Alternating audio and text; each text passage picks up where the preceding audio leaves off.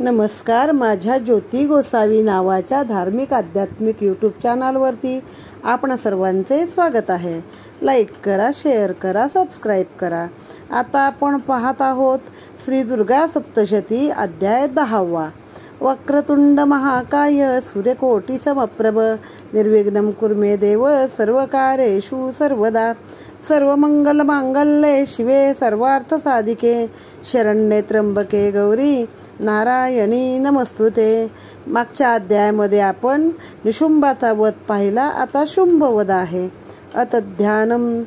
ओम उत्तप्त हेम रुचिरा रविचंद्रवन्नी नेत्रा रविचंद्रवन्नी नेत्रां धनुष्ययुतांकुशपाशशूलां रम्यै भुजश्चै ददती शिवशक्तिरूपां कामेश्वरी हृदि भजामिध्रु तेन्दुलेखां कामेश्वरी हृदि भजामिध्रु तेन्दुलेखां.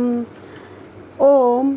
मी मस्तकावर चंद्रकोर धारण केलेल्या शक्ती स्वरूपा भगवती कामेश्वरीचे हृदयात ध्यान करतो. तिची कांती तप्त सुवर्णा समान असून सूर्यचंद्र अग्नी हे तिचे 3 डोळे आहेत. तिने आपल्या मनोहर अशा हातात धनुष्य, बाण, पाश, अंकुश, शूल ही आयुधे धारण केलेली आहेत. ओम. ऋषी उवाच. निशुंभ निहतं दृष्टा भ्रातरं प्राणसंमितं हन्यमानं बलंचैव शुंभं क्रुद्धो ब्रवीद्वचम्.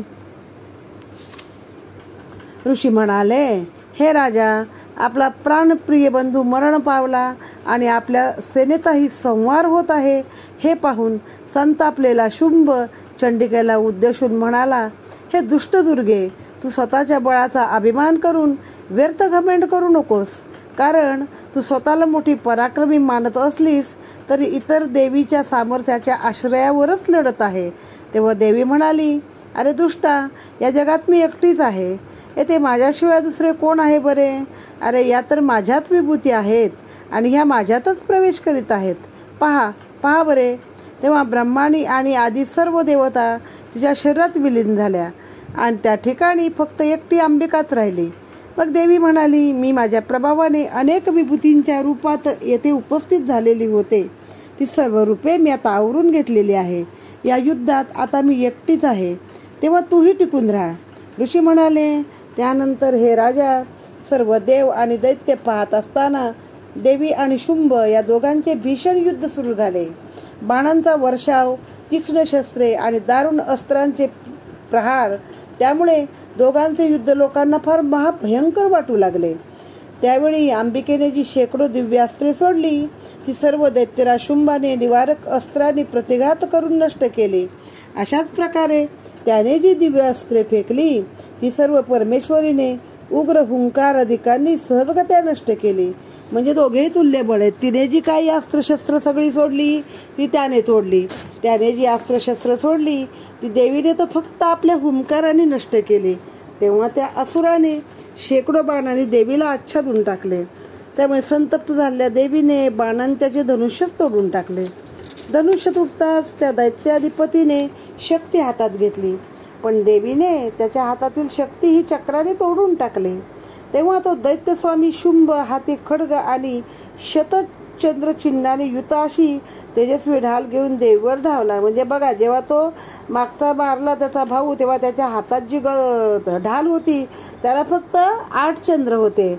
8 चंद्राने विशोभित होती. तर आता जो आहे शुंभ, मागचा शुंभ मारला ना, हा शुंभ, ह्याच्या ढालीवरती 100 चंद्राचं चिन्ह आहे. म्हणजे ह्याची ढाल किती मोठी आणि हा पण किती असा प्रचंड असेल असा विचार करा. अशी तेजस्वी ढाल घेऊन तो देवीवर धावला. पण तो येत असतानाच चंडिकेने धनुष्यातून सोडलेल्या तीक्ष्ण बाणांनी त्याची सूर्यकिरणाप्रमाणे तेजस्वी असलेले ढाल आणि ते खड्ग तोडून टाकले. त्यानंतर देवीने त्याच्या रथाचे अश्व आणि सारथीही नष्ट केले. तेव्हा अश्व, धनुष्य, सारथी काहीच नाही राहिला आता. तेव्हा त्या दैत्याने अंबिकेला मारण्यासाठी उद्युक्त होऊन मोठा मुद्गल हाती घेतला. मुद्गल म्हणजे एक गदेसारखंच असं मोठं शस्त्र आहे. पण त्या मुद्गलाचा आघात होण्याआधीच देवीने तीक्ष्ण बाणाने त्या मुद्गलाचे तुकडे तुकडे केले. तेव्हा तो मूठ उगारून मोठ्या वेगाने तिच्या अंगावर धावला. मग आता उरलं काय, सगळी शस्त्र गेली. मग आता मुष्टियुद्ध. आणि त्या दैत्यश्रेष्ठाने देवीच्या हृदयावर मुष्टी प्रहार केला, पण देवीनेही त्याच्या छातीवरती लत्ता प्रहार केला. त्या लत्ता प्रहाराने म्हणजे देवीनं लात मारली त्या छातीवर. दैत्यराज शुंभ जमिनीवर पडला, परंतु तो पुन्हा उठून उभा राहिला. मग त्याने देवीला उचलून एकदम आकाशात उड्डाणच केले. तेथे आदांतरी देखील चंडिका त्याच्याशी युद्ध करू लागले.